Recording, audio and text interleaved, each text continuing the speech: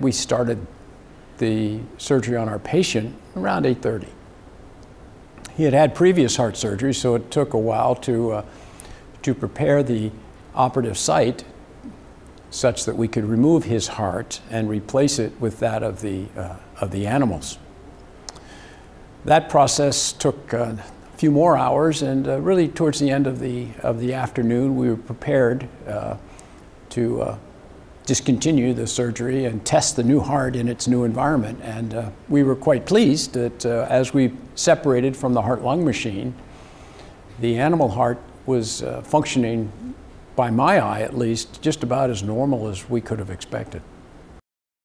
He simply didn't want to die, doesn't want to die. And he felt that if he had no opportunity, and he was pretty well convinced by multiple doctors who had told him he had a fatal disease and he was unlikely to leave the hospital because of it. With that as a background, as an alternative, he said to me two very important things. He said, I don't want to die.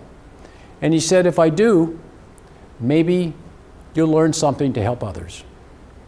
And so I think that's a pretty cool thing, you know. And I don't know how any one of us would react faced to the same kind of thing, but he certainly has my vote of attaboy, you know. He's awake, he is recovering and speaking to his caregivers, and we hope that the recovery that he is having now will continue. His level of illness was probably exceeded our standards for what would be safe for human heart transplantation, and there were other issues, you know, in his history that precluded that. Well, our patient looked like a pretty healthy 57-year-old, except that his heart was failing, and it failed badly. He was transferred from another hospital to our cardiologist here at University of Maryland Medical Center, where he stayed about 2 weeks under intensified care, in spite of multiple medications to drive his heart, and a device called a balloon pump that was inserted through the groin to make his heart more efficient.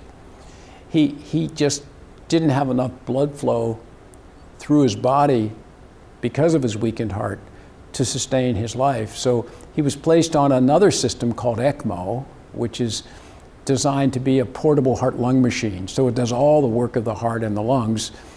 And he actually had been placed on that, I think, November 28th, and had continued right up to the surgery, so more than 50 days on that. And because he was on that system, he was stuck in bed, you know, full time, and basically on his back. I would like to say that we have a solid idea, like in heart transplantation from a human, we can give you pretty solid statistics, right? And come within 1 or 2% of that for any individual. We've never done this in a human.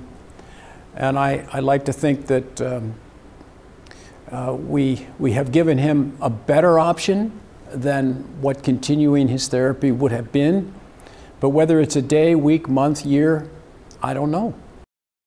Probably the biggest risk is now. We seem to be past what we consider the hyperacute rejection phase that we would normally have seen in an animal organ that wasn't specially treated. So we feel good about that one. So we're preparing for the next attack on his organ. We know that the pig heart will be attacked by different soldiers in our body. Different immune players can take it out, and we have designed a treatment plan in addition to the humanized, genetically edited heart to try to account for that.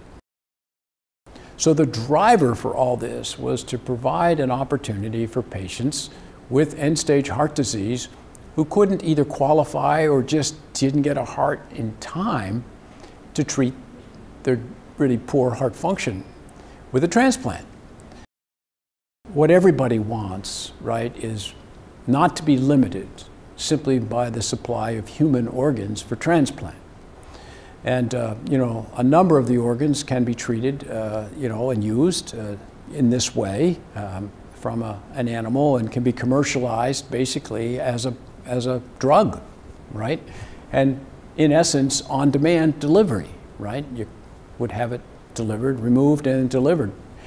If that's true, we will obviously change the face of what's possible for people who now wait years for a heart transplant.